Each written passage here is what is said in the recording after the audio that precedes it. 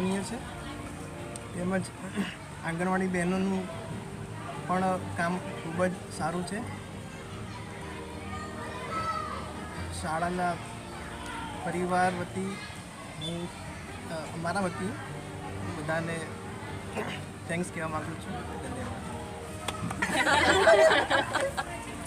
આજરોજ અંબિકા તાલુકાના અનાવલ ગામે જે કન્યા કેળવણી મહોત્સવ અને શાળા પ્રવેશોત્સવ 2026નું આયોજન થયેલું હતું, જે અંતર્ગત અનાવલની પ્રાથમિક શાળામાં ખૂબ જ મોટી સંખ્યામાં આજે બાળકોને આંગણવાડીમાં પ્રવેશ આપવામાં આવ્યો. સાથે સાથે